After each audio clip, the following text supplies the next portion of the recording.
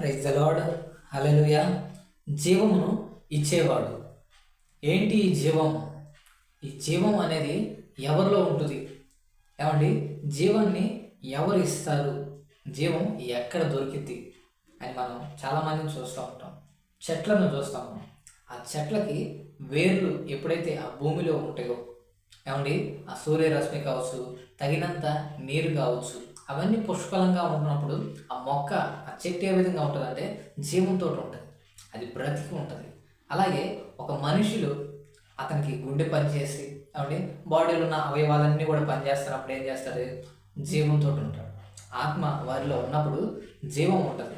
అప్పుడు ఆ మనిషి చేసిన పనులన్నీ చేస్తూ ఉంటాడు. ఆ మనిషి బ్రతికి పంట కడతా ఉంటాడు.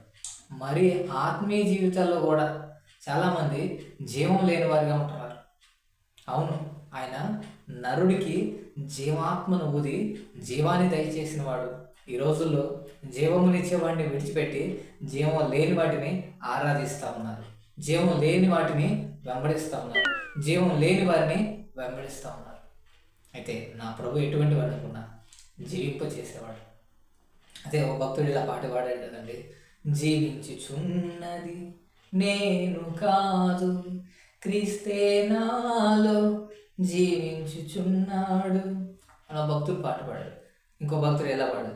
నా జీవం నీ కృపలో దాచితివే, నా జీవిత కాలమంతా ప్రభువా నీవే నా ఆశ్రయం, నా ఆశ్రయం.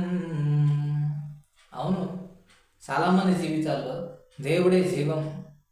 అవునండి, ఆయన మనలో జీవిస్తూ ఉంటాడు. మన హృదయాల్లో జీవించే దేవుడు ఆయన. చాలామంది ఎక్కడెక్కడో వాటిని వెతుకుతూ ఉంటారు. అన్నిటిలో, ఏమండి, అన్నిటిలో జీవం ఉండదు. ఏమండి, ఒక మొబైల్లో జీవం ఉంటుందా? ఏమండి, ఒక ఫ్యాన్లో కావచ్చు, ఒక బైక్లో కావచ్చు, వస్తువుల్లో జీవం ఉండదు. ఒక మనిషిలో, ఏమండి, ఆయన జీవాత్మను ఊదాడు. కాబట్టి ఈ మానవుడు ఏ విధంగా ఉంటున్నట్టే స్వల్పంగా ఆలోచిస్తూ ఉన్నాడు. ఆ జీవాన్ని ఊదిన వారు మర్చిపోయాడు. జీవాన్ని ఇచ్చిన దేవుని విడిచిపెట్టాడు. ఏమండి, ఆ జీవాన్ని కోల్పోతూ ఉన్నారు చాలామంది. మరి మీ జీవితాల్లో ఈ జీవాన్ని కలిగి ఉంటున్నారా? మరి జీవాన్ని ఇచ్చిన దేవుడిని వెంబడిస్తున్నారా? మన దేవుడు ఎవరు? జీవాత్మనిచ్చిన వాడు, జీవమునిచ్చిన జీవాధిపతి. మరి ఆ దేవుణ్ణి కలిగి ఉండి ఆయన మార్గాల్లో నడిచి ఇచ్చిన వారిని, మేలు చేసిన వారిని ఎవరు కూడా మనం మర్చిపోకూడదంట. అవునండి, మనం జన్మనిచ్చిన తల్లిని మనం మర్చిపోకూడదు. మనకు సహాయం చేసిన మిత్రుడిని మర్చిపోకూడదు. ఏమండి, మనకు సువార్త చెప్పిన, ఏమండి, లేకపోతే మనల్ని ఆత్మీయంగా బలపరిచిన వారిని మర్చిపోకూడదు. జీవం కలిగిన వాడే, జీవాన్ని ఇచ్చిన దేవుడు. మరి జీవాన్ని ఇచ్చిన దేవుడు తీసుకునే శక్తి కూడా ఆయనకు ఉంటుంది. ఒక వస్తువును తయారు చేసినప్పుడు, ఏమండి, దాన్ని సృష్టించిన వాడు దాన్ని అంతం చేసే శక్తి ఉండదా? అందుకే ఈ రోజుల్లో మానవులు ఎంతోమంది పుడతా ఉన్నారు, చనిపోతూ ఉన్నారు. వారి జీవాన్ని కాపాడుకోగలుగుతున్నారా?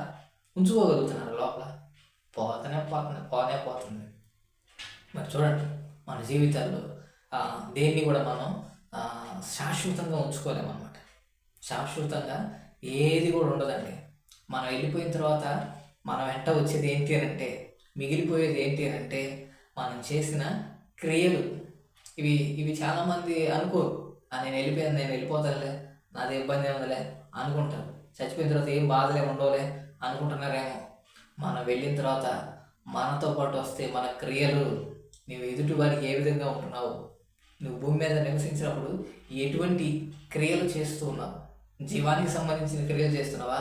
నిశ్చీవమైనటువంటి క్రియలు చేస్తున్నావా?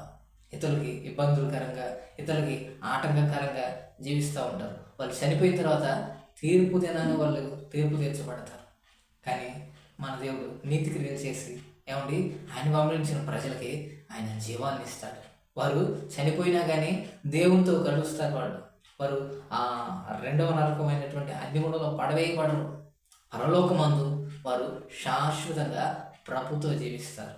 మరి అట్టి భాగ్యం, అట్టి ధన్యత నా దేవుడు మీకు అందరికీ కూడా ప్రసాదించును గాక. ధైర్యంగా ఉండండి. నా ప్రభు మీకు జీవాత్మనిచ్చి జీవమునిచ్చును గాక. God bless you. మీకు ఒక చిన్న ప్రార్థన చేస్తాను.